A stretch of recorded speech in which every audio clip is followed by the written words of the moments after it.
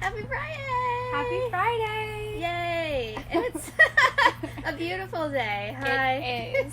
Hello. Lost a little track of time. Yeah, we did. So I'm Casey, this is Kara, and this is 5-Minute-ish Fri YAY, episode number 22. Oh, really? Ooh, I know. It's so Realize fun. that.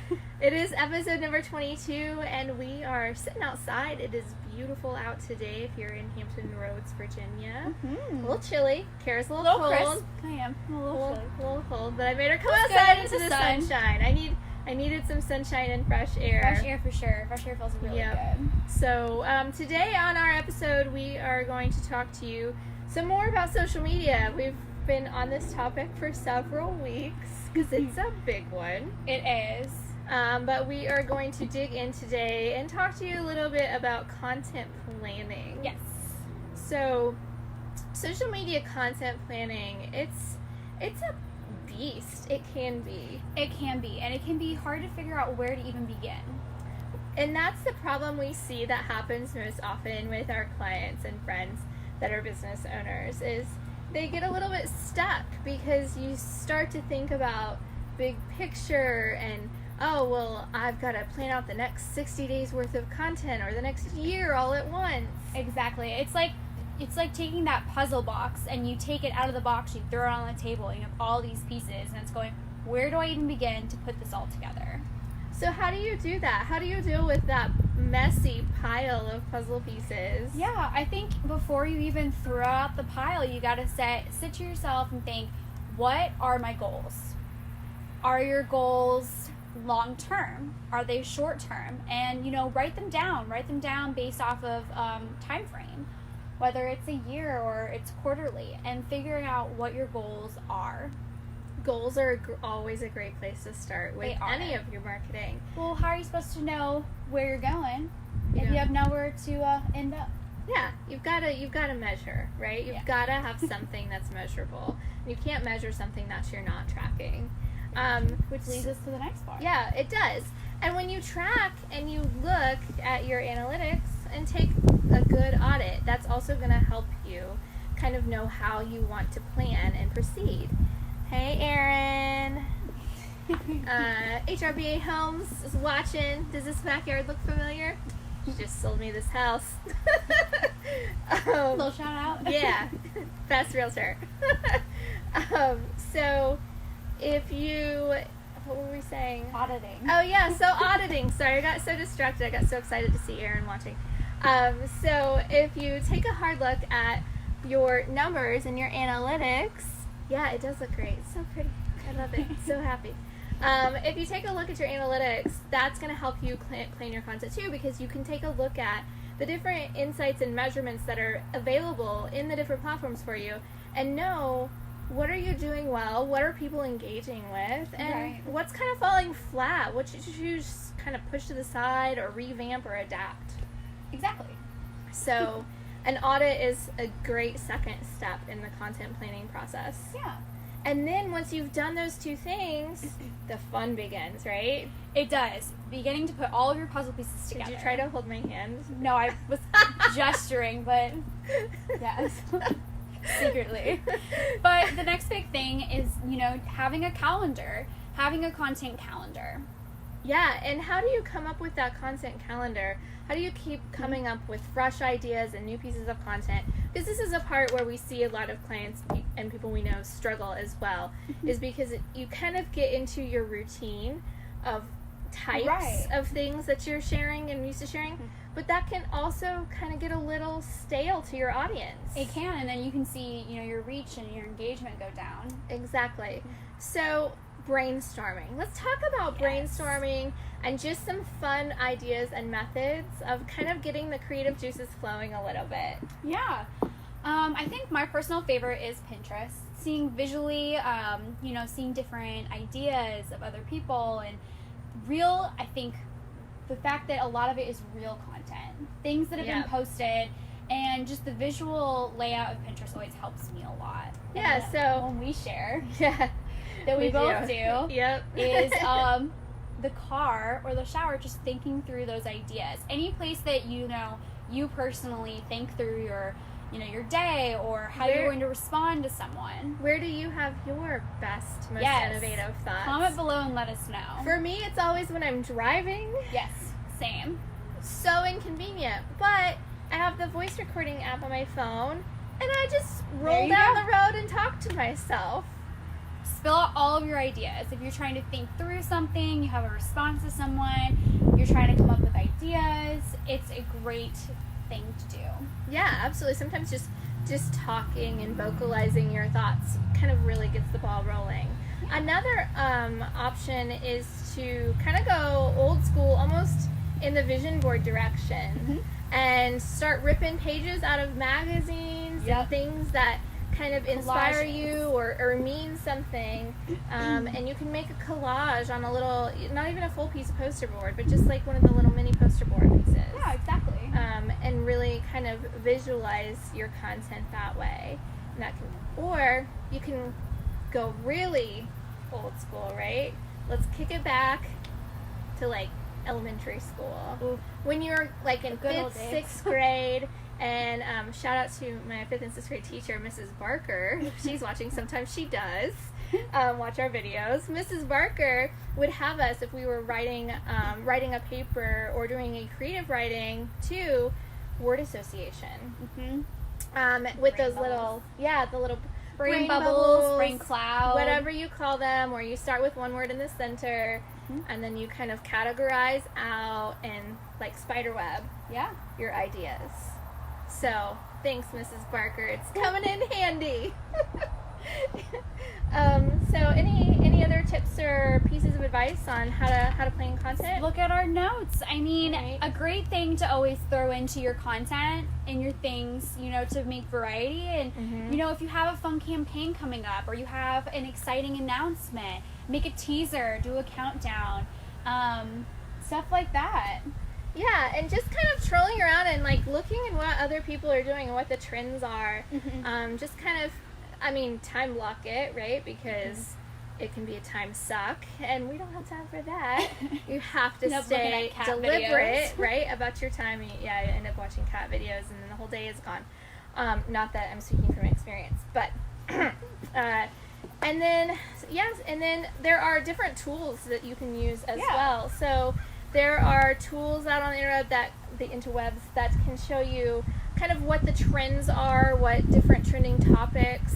You can look, Google has one where you can type in a keyword and you can see all the trending topics and what's really flowing with that. You can look at like social mentions of how company or how other people on the internet are talking about certain topics, or are they talking about your company? You can find that as well, and what they're saying, and then that can spur ideas. Now, for my last idea generator, this is one that it's too easy. It's just such a no-brainer. But a lot of people forget about it.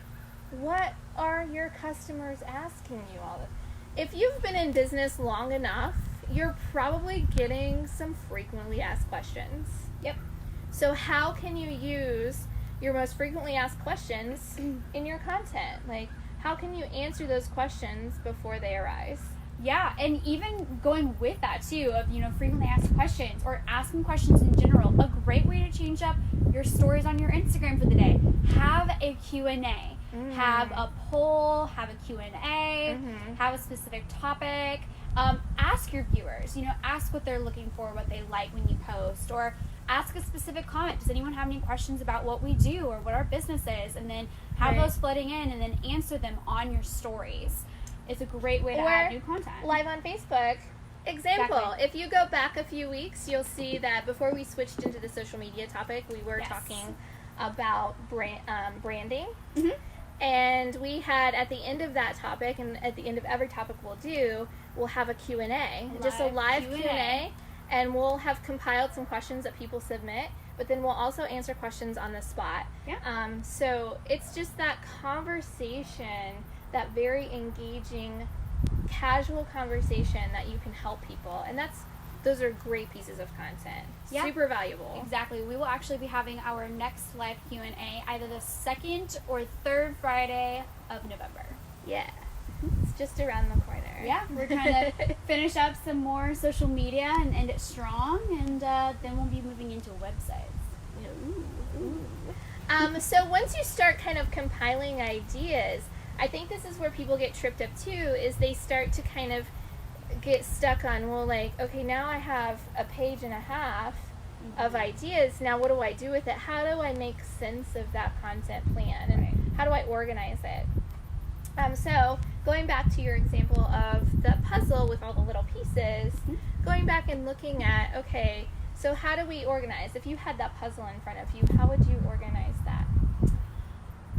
In real life, as a puzzle? Yeah, like it's a metaphor, but I don't know. Usually, I start with a corner. If I find a few corner pieces that match, usually you can find at least 4 that kind of go together, and I just work off of whichever corner I found first. So I do edges, anything with an edge in one pile, and anything that's a middle piece in one pile. That's probably smart, right? So you can do this kind of with your social content as well, of like different types, and you can kind of categorize.